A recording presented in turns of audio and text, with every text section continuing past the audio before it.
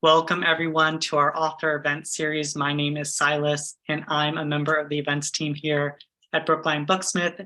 If you're familiar with our store, welcome back. If this is your first time joining us, allow me to extend a warm virtual welcome. We're so excited for all of you to be here this evening to celebrate the release of Spice Road with author Maiya Ibrahim in conversation with Ayana Gray.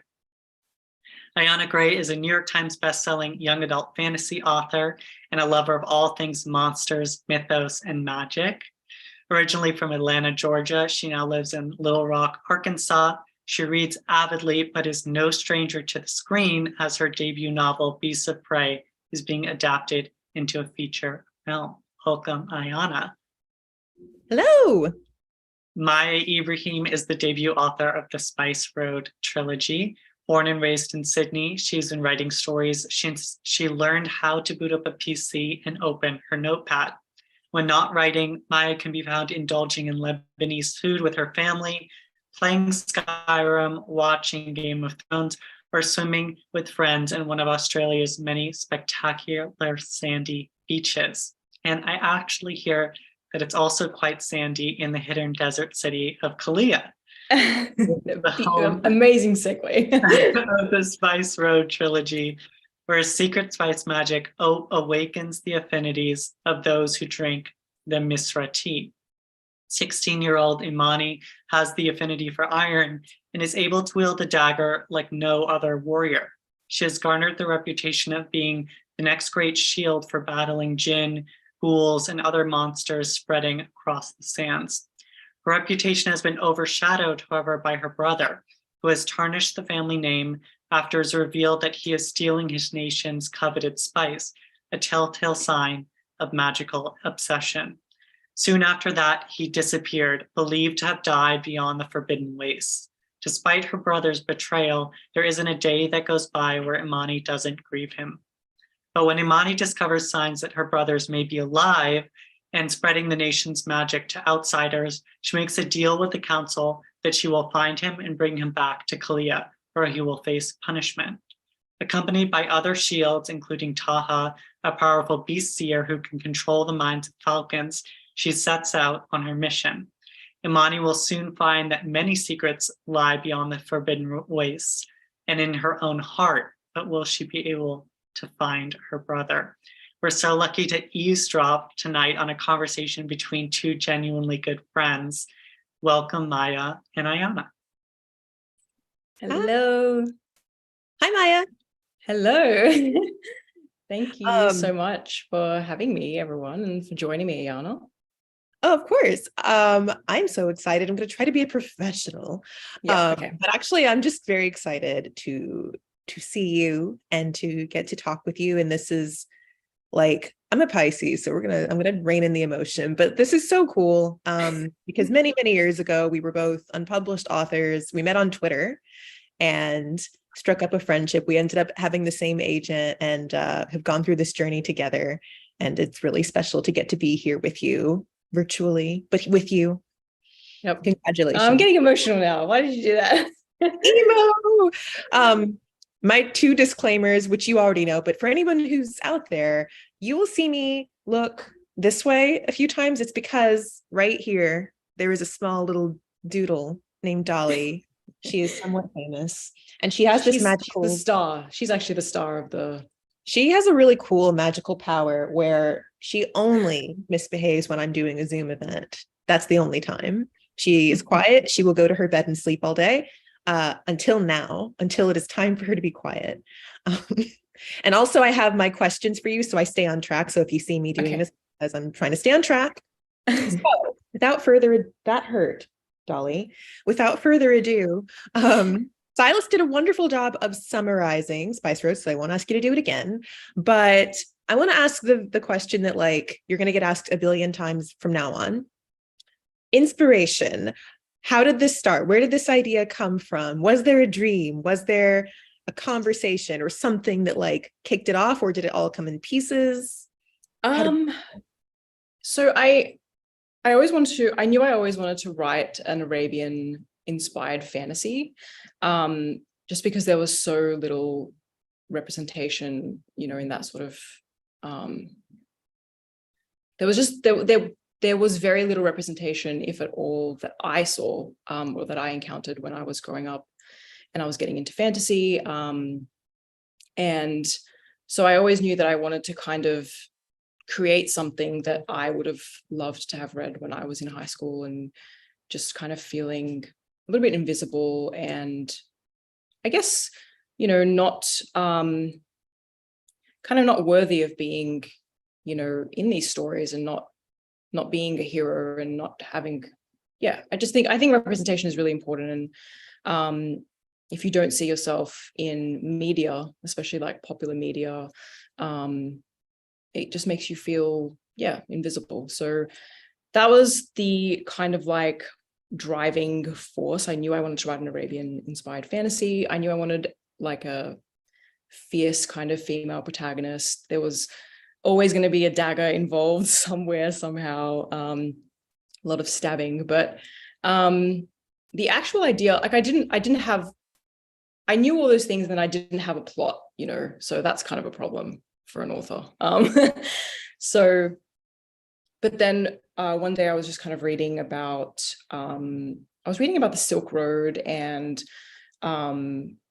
Arab spice traders who would kind of, they'd trade spices along the Silk Road. And apparently they used to tell people, they'd spread these rumors that their spices, they grew in kind of really remote locations, and these locations were guarded by magical, kind of fearsome, mythical creatures. And so obviously they did this to kind of ward off competition and to protect their business because it was very lucrative. But reading that, I kind of had this sort of like spark of an idea. I kind of started envisioning this remote, secluded land, where monsters and mythical creatures kind of freely roam.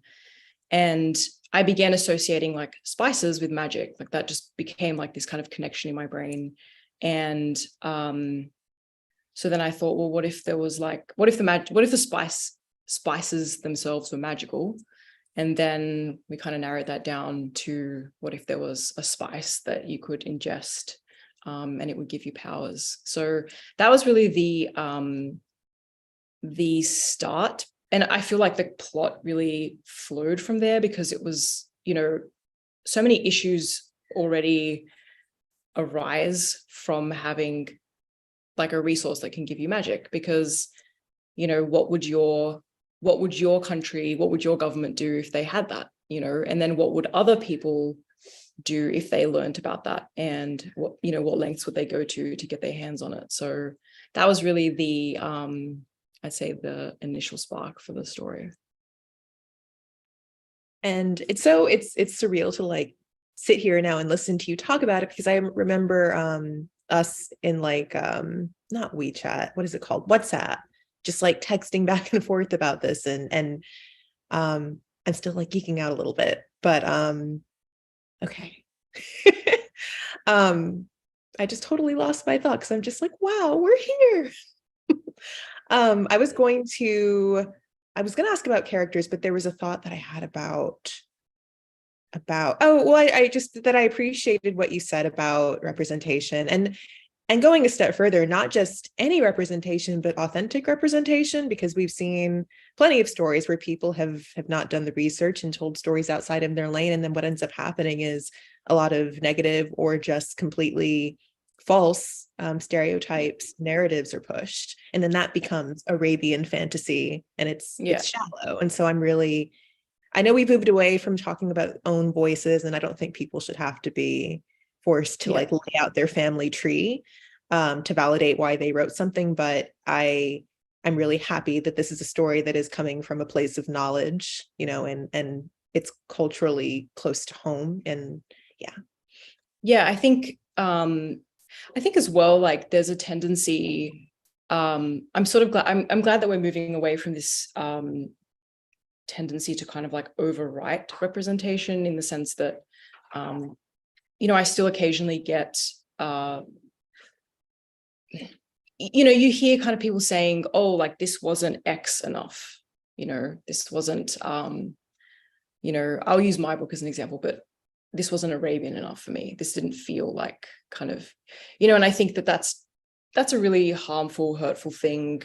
And I think it's because, as you said, we've had these kind of representation, well, not representation, but people kind of writing within a certain space, and they might tend to rely on sort of stereotypes or just really common, stereotypes, I'd say. And so I think readers outside of that sort of identity kind of think, oh, that's what Arabian fantasy is. But then when someone from that background writes it, it's like, no, this is what it is. It might not be as kind of, you know what I'm saying. I'm just like not articulating this at all. Well, what I've seen happen, and it extends to more than like to many different ethnicities, is like one person will write the book. You know, when we think about books like Dune, I love Dune, but like Dune becomes the standard for like any fantasy set in any vaguely Arabian world. And then it's like, if you don't write like that, it must be wrong. Even if you're writing a more authentic. Or like, if you write that, it's like, oh, Dune already did that, so you can't do that. Oh, Dune has spice that does something. So if you have spice that has magic, then, like that to me, it's kind of like, well, Dune was written in the 60s by, definitely not an Arab person or, someone who identifies. So, I just think like it's that sort of stuff as well was really pervasive, growing up. So I think it's just nice to be kind of helping to contribute to this kind of growing body of work that I hope, has like legitimate representation for people. And nuanced representation. And we could do a whole panel about just this, but I wanted to say, if anyone out there is interested, I'm pretty sure you should be able to Google it, but there's a really awesome essay by Nicole Brinkley, I believe is her name. And I think it's called We Need to Talk About Representation. And they, I'm not sure of Nicole's pronouns, but Nicole talks about that exact problem of like, what is good representation, and should authors be forced to lay out their lives and their identities in order to validate why they tell certain stories. And so if you're interested in that topic, highly recommend you read that. Back to Spice Road. So it's, you all can tell why Maiya and I are friends. We both love these really big, really epic fantasies. Mythology, beasts have been mentioned. Every time I hear beast, my brain lights up. But I want to ask about characters, because there are a lot. I wanted to ask, who was the easiest and hardest character for you to write, and why? And if you have more than one, that's fine, but I'm just curious. I think I'll start with the hardest. The hardest character to write for me was Amani, because I'll just say that when I write characters, I really endeavor to try to make them as realistic as possible and give them, personalities that are shaped by their contexts and their circumstances, and also give them emotional arcs that feel realistic. So with Amani, I really wanted to create a relatable female protagonist, but that also kind of meant that I had to give her flaws that were not superficial flaws. I think we've probably all read about characters who are like, oh, my flaw is that I'm slightly clumsy. It's very like, oh, but that's so cute though. So it's like, it's not really a flaw. Whereas so I wanted to give Amani like flaws, like a real person. And but she comes from this extremely privileged, sheltered life. And I had to be honest with how I wrote her in that sense. She is privileged. She doesn't see her own privilege because she's never been confronted with it, and she's actually been actively shielded from it. Mm-hmm. And she is also, extremely stubborn, and she has kind of grown up in this bubble where, she's been told all of these things, and then she learns everything you've been told by these institutions and people that you completely trust is wrong. And so I know that some people find her frustrating, kind of difficult, and I can kind of just say, yeah, that is her at the moment. That's who she is. That's how she starts. And I think, I didn't want her to have this kind of like personality change at the end of the book where it's like she just becomes this entirely different person, because I don't think that that's realistic. I think that, change happens incrementally for people, and, you still retain who you are. You just kind of mature, and you're trying to merge these new things that you learn and new parts of yourself into the original, person that you are.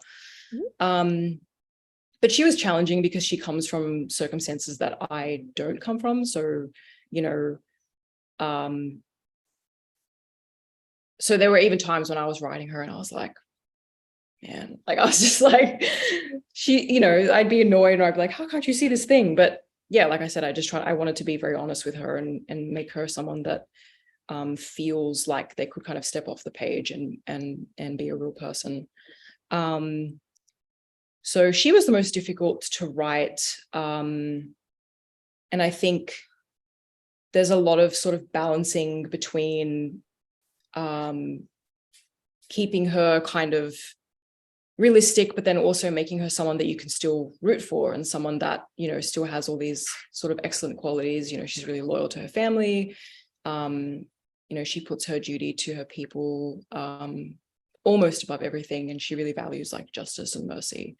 So yeah, that was a challenge, I think, just striking the balance between making her someone that is realistic for her environment, and then making her someone that you can still like, or you can envision yourself coming to root for.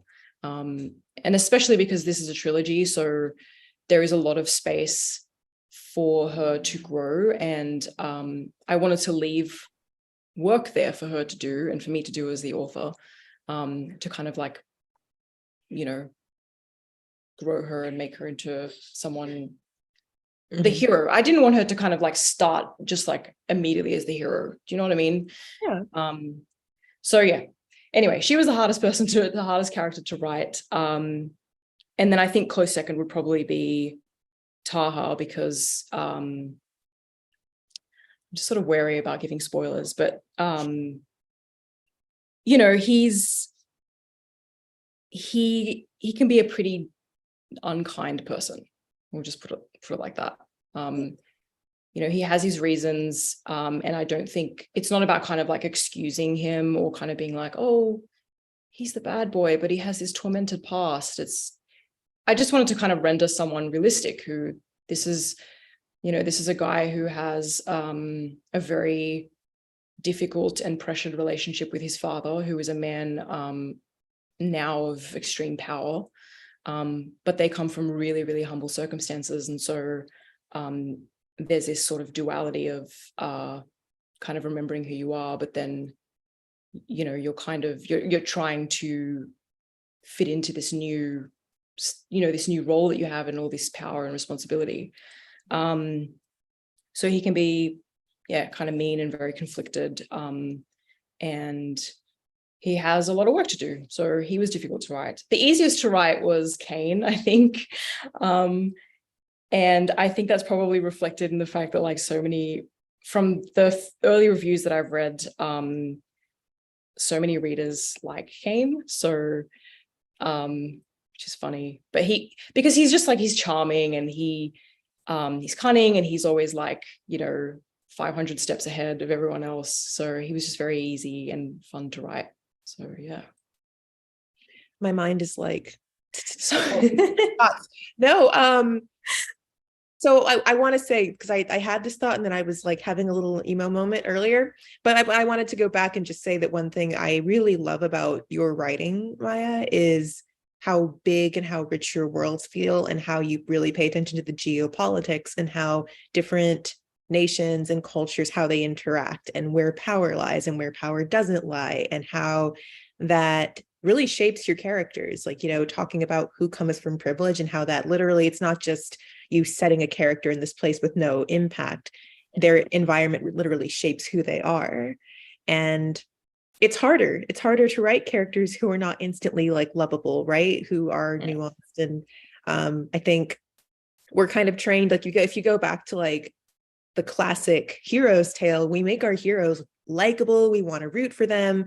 And so it's, to me, from a craft perspective, much harder to write these characters who are good, but it's not as black and white. They have layers to them and backstories that kind of affect who they are, or they have ignorance or something that makes you're cheering for them, but you also sort of want to throttle them. Yeah. And I think, like it's sort of like an act of trust for the author, from the author's side to the reader, because I'm really just sort of hoping and trusting that readers will go along, kind of like stick with it. Like I know that this can be annoying, or this person can be XYZ, but you hope that readers sort of, they just put a bit of trust in you and go along with it. So, and I wasn't planning to ask this in my prepped questions, but I did think about this as you were talking. With Imani, did you get any pushback as you developed your character? Just because I know that, especially in YA, people react weirdly when girls are like messy, and it's been interesting to like hear the commentary sometimes in the way female characters are talked about versus male characters who are just as awful or more awful. But like, I don't know, did you face any of that at all, like as you were writing? I definitely felt, this is probably going, if anyone like who's watching this has actually read whether you've somehow managed to read the entire book already, or you've read an early copy, this might be kind of a shock to know, but I actually turned Imani down from what she originally was. So, and that's not to say that like, my editor or my editorial team forced that or anything like that. It was just, it was just a choice that I made. But I definitely feel, I get the sense that there is a bit of like, she's, I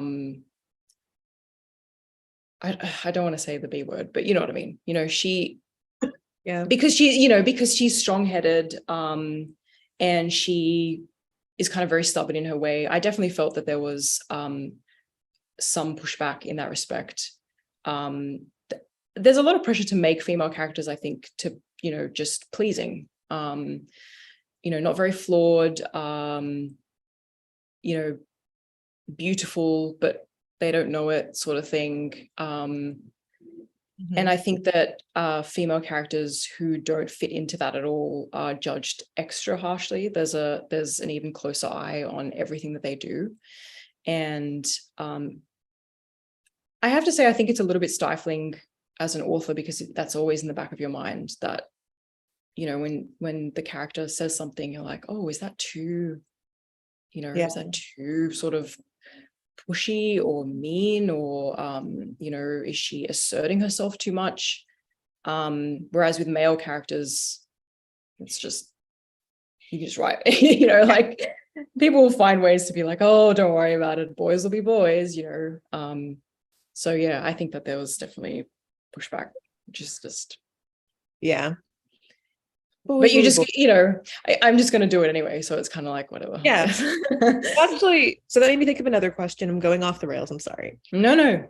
But you are now an author. So I'm wondering how you, and I bet there are writers in the audience who are interested in this too, like if and how you keep outside opinions, out of your process, because when it was just you writing, you had me messaging you, nagging you, but now you have like a Goodreads page, and now you have people who can message you and tag you in reviews. And so I'm wondering, is that something like, how are you dealing with it, or how do you plan to deal with it, or how does it feel? I know the general advice. No, I mean, it's actually a relief to talk about, because it's like, I think, when you're writing a book, it's such an isolated process. Like, you have your agent and your editor and, close friends who read, like, yourself. But it is really this sort of insulated creative process. And then all of a sudden it just like opens, and there's just so many people saying this and this and this, which is excellent. I mean, you know, it really sort of like helps me. I feel like I've actualized my dream by being able to engage with people, whether they like what I've produced or not. It's that feeling of, you know, discussing something, like we've produced something and we're going back and forth about it. But I have been told by many people not to read my reviews, and I try not to. I try to avoid it. I know, for my own mental sanity and health. I do get tagged in positive reviews, which I'm okay with. Like I've yet to be tagged in like a negative review, which is excellent. But I think it's something like I'm still sort of grappling with. I think sort of reading reviews and seeing people say they don't like this character, or they hope to see this particular thing happen.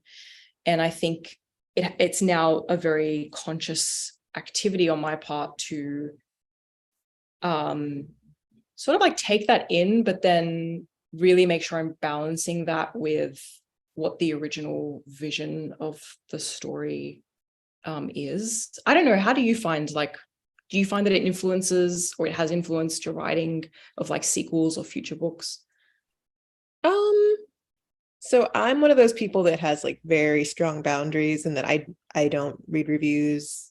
I think I stopped looking at my Goodreads page a month or two before my first book came out, and I've never looked at reviews for Beasts of Ruin. You are so much stronger than I am. It's not strength. It's because I love myself. And I You love yourself so much more. Like, if I like went too far down that rabbit hole and started to like see what I'd like see those reviews, it would impact my writing. So for me, I just, maybe in 10 years when the whole trilogy is done and I really am like working on other projects, maybe someday, but it's a sacred space for me. Like, I don't even like my editor to give me notes until I feel really good, and then I can pass it off to her. Because I'm a delicate little flower when I'm drafting, you know, like when it's new, when it's a brand new story, when it's done, like when it's like when I've got a solid draft, yeah, like my editor, I'm like, please rip it up. I want her to. Yeah. That's how it's better. But there's like this precious stage of time when it's like just a baby seedling of an idea, and I'm like, I have to protect you at all times. No one can see you. You'll have some sun and some water, and that's it. I am, what is her name? Mother Gothel in Tangled, and my story is Rapunzel. You can never leave this tower. Google analogy, I know. But I understand. It is weird, like when people tag you and people have different ideas of what's a good or like a nice review. Like some people are like 3 stars is good for me. That means I actually liked it. Like, yeah, and I'm like, oh. Somebody could be like, the world building was exceptional. The characters were vivid, blah, blah, blah, 2 stars. And I'm like, but why? or like, I hated this and I was so bored, 4 stars. And like, I don't understand. So yeah. I still read 1-star reviews of my favorite books. That's a practice that I really love doing, because it reminds me that even if I think something is brilliant and the best, somebody out there hates it. And that reminds me that like, there's no book that everybody's going to love, period. Yes. Yeah. People are going to love your book. People are going to hate it for reasons that are beyond your control. There is nothing you can do. So yeah, and I think like whenever I if I get asked like what's my advice for aspiring writers, I always say, you can't please everyone. You need to find your voice, that this is the thing that makes your storytelling unique. And of course, you need to take into consideration, like if an editor says, hey, maybe try this, but you also really need to protect that voice and defend it and stick up for it and really believe in it. Because if you don't believe in it, as soon as one person someone else doesn't believe in it, then you're just gonna you'll give up on it. And I think it's really important to be very tenacious and very determined. So yeah, I agree. You took one of my later questions, but that's okay. Sorry. I can give other advice, sorry. Yeah, there will be many pieces of advice. I would agree with you. Like building a community. If your aspiration is to be an author, building that community along the way so that you have safe, respectful voices to get feedback from that aren't readers, I think is really good, because like feedback from you, for example, I trust it. I know it's going to be constructive, even if it's not all praise. Like, and Maiya was the first person to read Beasts of Prey from start to finish. It's very different from what she read, but like I still see the little like, you know, threads. It's so nice to like, it's so nice to kind of compare like what was and what is now, and you just see that little like glimmer of the baby, and now it's like, yeah, it's miracles happen once in a while. Epic has gone through some plastic surgery and some transformation. I understand.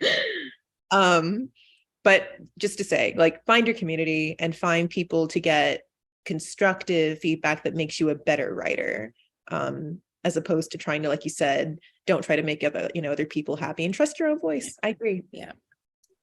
I want to talk about, we're kind of all over because I had questions that we've kind of touched on faster than I thought, but that's okay. Magic systems. I love talking about magic systems, although it sort of daunts me because I feel like it's one of the hardest things to do in fantasy. It's hard to create a magic system, and then it's hard to make sure your magic system feels distinct and not like, oh, that's this. You can come up with it totally in isolation, and there will be some obscure person that's like, well, if you squint and if you turn the book upside down and also translate it, it's somehow it's actually Avatar: The Last Airbender, and you're like, yes. Anything elemental is Avatar. Anyway, it's always Avatar: The Last Airbender. I'm like, y'all know elemental magic, super, like, it precedes Avatar. It's been a thing for a long time. There's a reason it works. Anyway, you see me, I'm stepping off my little soapbox. Magic systems. How did you touched on it, but how did you come up with the idea? Was it part of world building? Did it come first and the world building was kind of around it? And how did you, I'm really interested in how you created the rules for spice match, like, the limitations.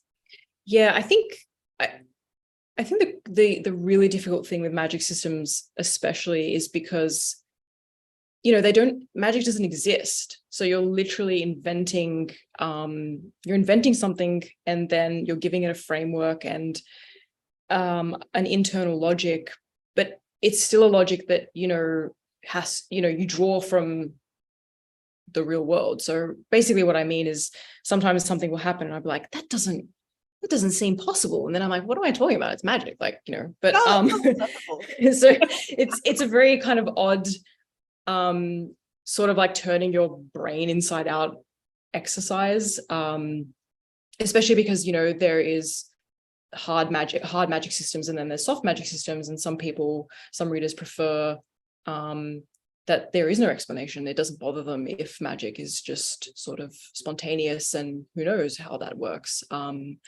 So I wanted to strike something in between. The thing I like about soft magic systems is that feeling of spontaneity and, it feels magical. But obviously, you don't want to have those moments, which I have encountered while plotting the book. When something happens and you think, well, couldn't you just solve that with magic? Because if there's no rules. So one of the things that kind of came through pretty early on was that the magic itself had to be limited in the sense that,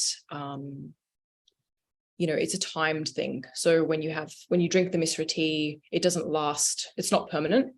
It lasts usually it depends on your experience level. So the more experienced you are with the magic and using it efficiently, then you can extend it usually for like a day.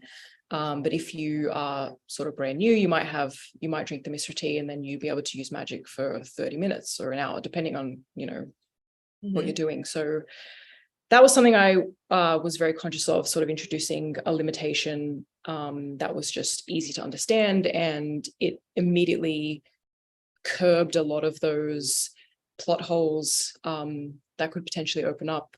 In terms of making the system, like basing it on tea, it was, so I had the spice magic, and I was sort of thinking, well, how can you ingest the spice? And then I had these sort of wacky ideas about, like, you sprinkle it on food or something.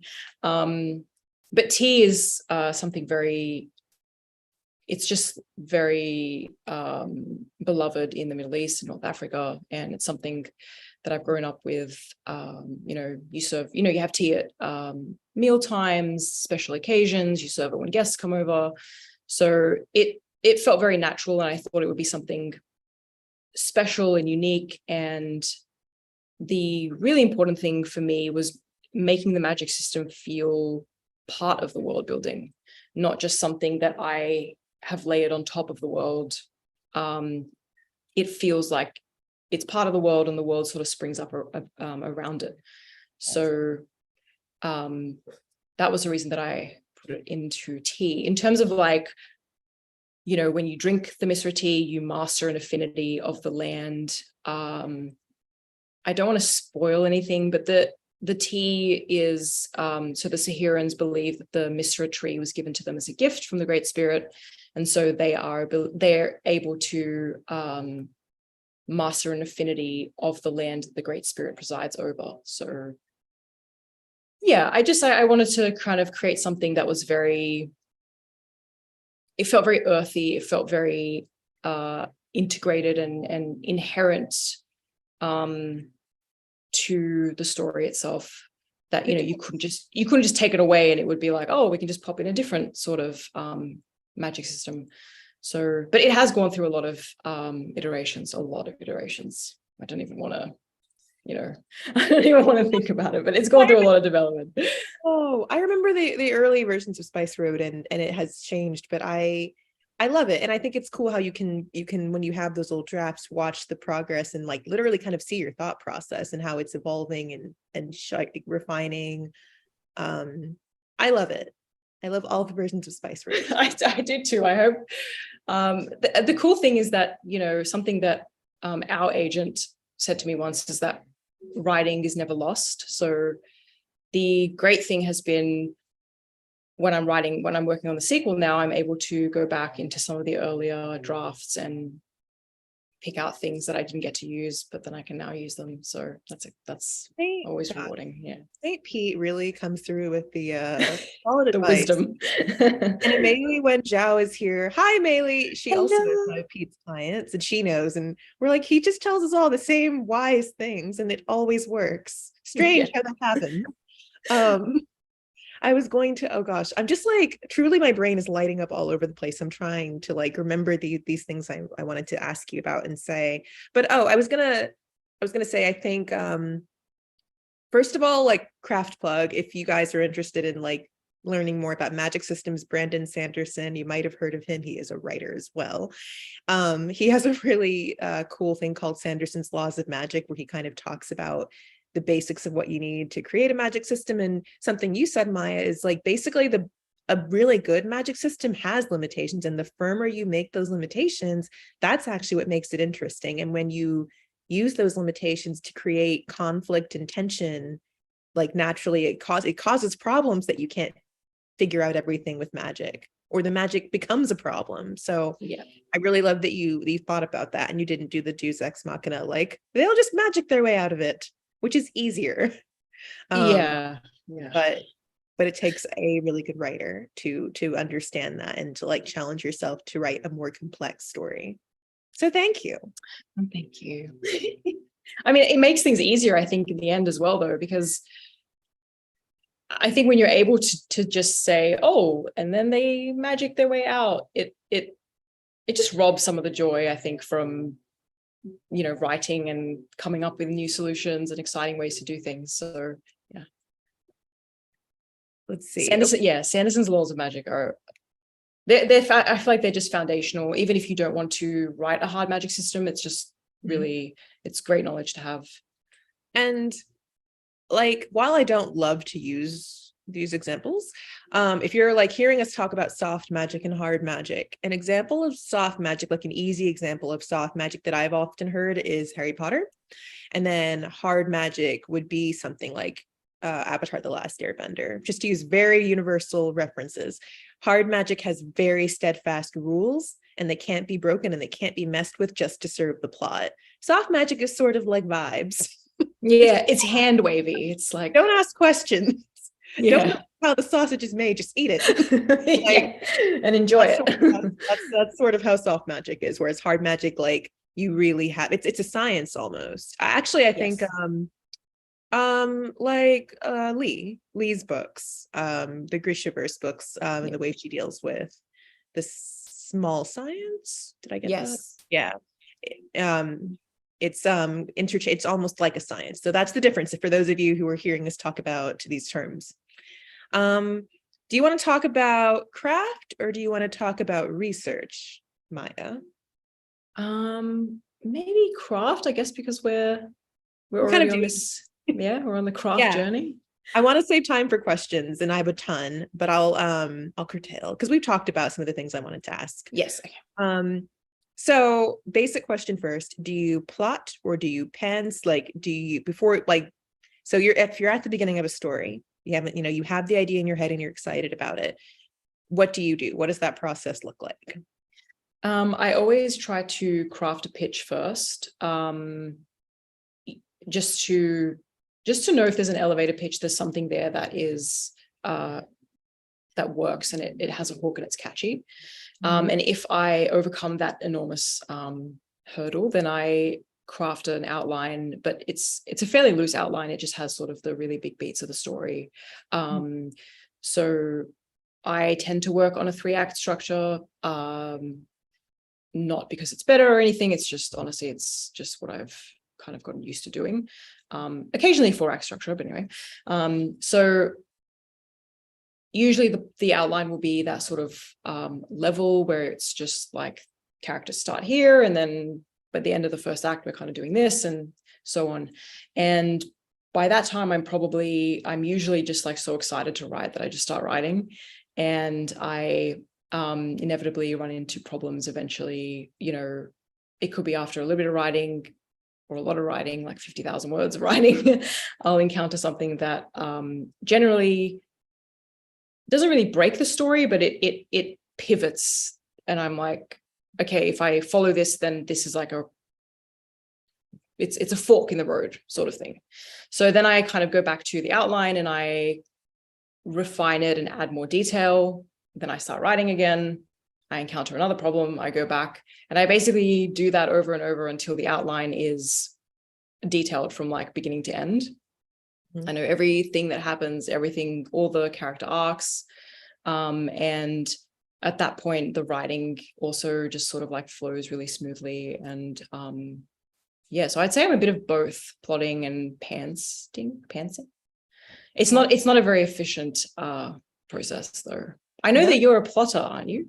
I'm a plotter, but I was smiling because I'm like, why are we the same person? Because I like to have an elevator pitch. And actually, I feel like our origins, that sounds weird to say it that way, but our origin stories and publishing speak to that, because a fun thing about Maiya and I both is we both found our agents through Twitter, through pitching events where we took our book concepts and pitched them. And it had to fit within a tweet. And it had to have had the hashtag, which forces, I think it's actually, even if you don't want to be in a pitching event, I actually think that's a really good practice to be able to take your big epic idea and synthesize it down into a sentence or two that makes somebody interested enough to want to read more. And that is actually, I think, how I found you. Yes, I think so. And then I was like, this sounds cool. Want to be my friend? And you were like, I suppose, strange girl. And then a friendship began. But regardless, I think it's a really good practice, whether you're pantsing or plotting, to like have that pitch. And then if you're ever lost in the weeds in the middle of your story, you can go back to that and be like, what is my story about? At the core, my story is about this thing. And then you have that like anchor. So I think the process feels very organic, like you're branching out. Hi, Silas. Hi. No, continue the conversation. Okay. Yeah, I think I'm in awe of writers who completely pants the entire thing. It's amazing. Yeah. We're at 10 minutes. Yeah. So I Okay. was figuring maybe we'll do some questions from the audience. Yes. Amazing. Yeah. I did drop the link in the chat to buy the book. So if anyone would like to do that, make sure to do so. First question we have in the audience is from Maddie. So we've talked about the hardest and easiest to write from the book, but which character was your favorite to sort of like figure out and write about? So as opposed to hardest or easiest, like who are you most drawn to?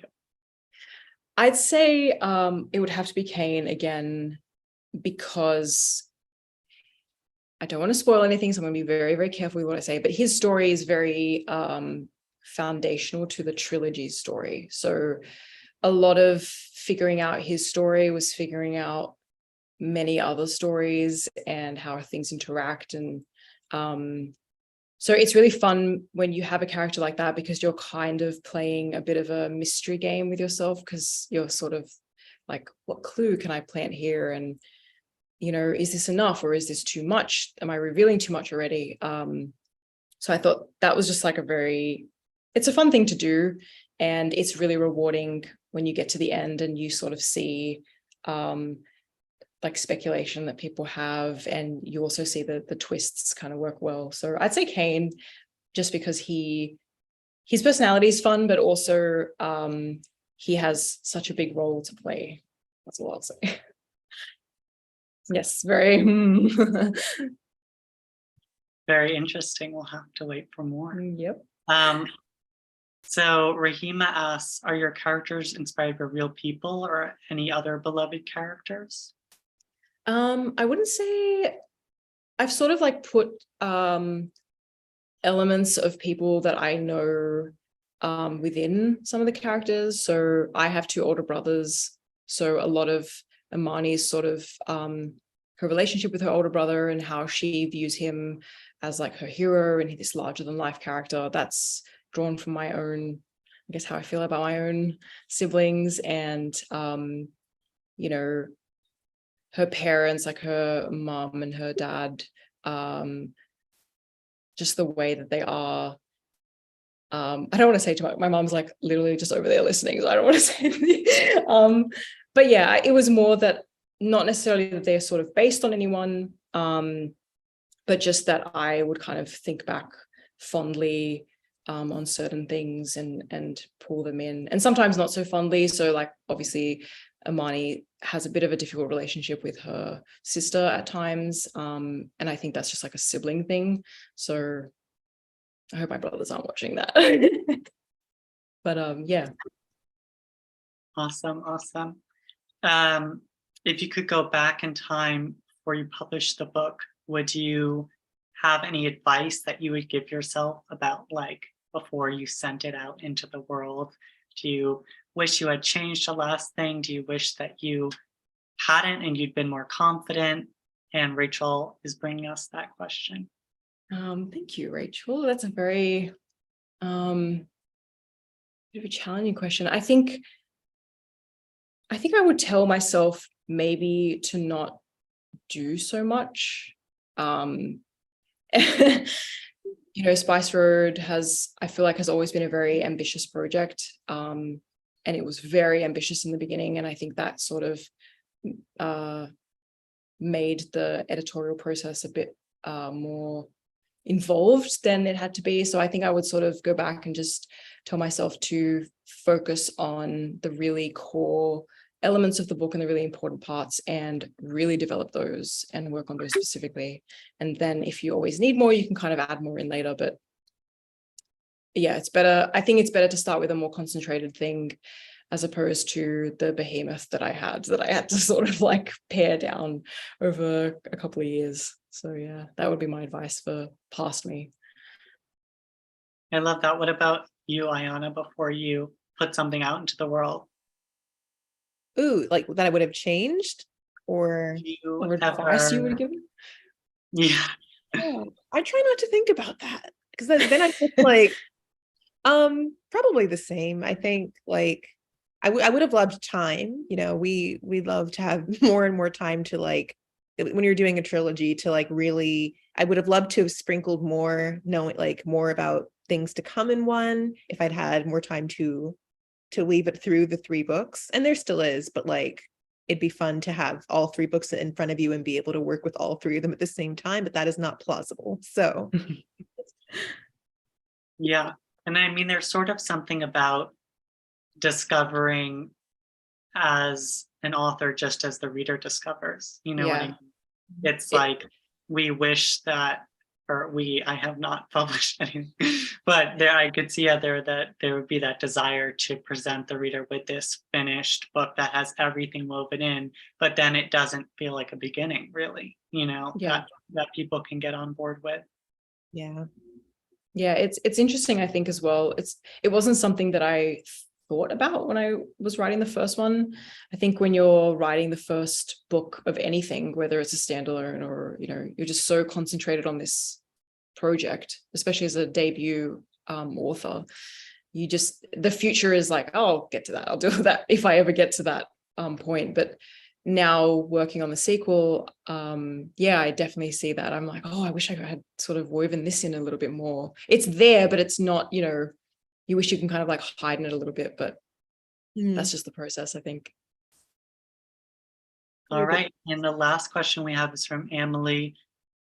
What other stories and worlds are you both dreaming of right now? So what's next on the horizon? Obviously, you have trilogies that you're working on, but where else are your creative minds at?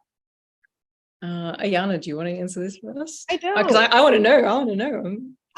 Tell me. I am so Beasts of Prey 3 is being, well, it's due in like a week. So still doing that, but then like I'm really enjoying that little seedling phase where I have this little project that no one is, my Rapunzel book. It's not actually about Rapunzel, but the book is Rapunzel. She's still in the tower and she's not allowed to leave or have any friends because I'm trying to protect her in a really toxic way. So I mean, it's always going to be stuff with monsters, always going to be stuff that like touches on some form of mythology, and it's always going to have Black people. Those are things you know are going to happen no matter what. So that's what I'm working on. Something with those things. I'm very excited. I'm just going to quickly say whenever it's ready, I would love to read it. So it's funny that Amelia asks because she's actually read the thing that I was working on, which is an adult fantasy. Is it the thing? I don't want to say. I think I sent. I don't want to. Yeah, I think I might have sent you. It's the one. I know what it is. Yes, I think the one that I So I don't want to say too much in case it never actually sees the light of day. But it's kind of like a dark fantasy. It's very genre blending. So, you know, it's fantasy, but then it kind of has the world of like Peaky Blinders, but then it's like Victorian England and Australia. And there's like dark magic and gang warfare, and I don't know. It's very different from Spice Road, and I'm very excited to work on, just something that sort of challenges me in a different way. I love Spice Road, but it's also nice to kind of work in a different space. So yeah. That's awesome. All right. Ayana, have you answered that question? You did. Sorry? Did we get an answer from Ayana on the record? Yes, we did. It was a very mysterious. I'm cryptic and Machiavellian because I care. So okay, before I don't want to forget this. Can we take a group picture? Like, can I take a screenshot of to document this momentous occasion? Because I'm a Pisces and very emotional. Okay, do it. I'm gonna do it too. Okay, so when we are ready, just look straight at the camera, not at like your screen, and it'll be pretty. Okay, 1, 2, 3. Okay. Okay, can you send this to me? Because yeah. And folks will also be posting this on YouTube in a couple of weeks once Maiya's full press tour has concluded. But thank you to both of you, Ayana and Maiya, for being with us virtually, and to our attendees. And make sure you do buy the book. It's at the link in the chat. It's also the link that you use to register for this event. It helps support our authors and also us as an independent bookstore. And I hope everyone has a great night. Thank you, Thank Silas, for you. facilitating. Yes, thank you, everyone.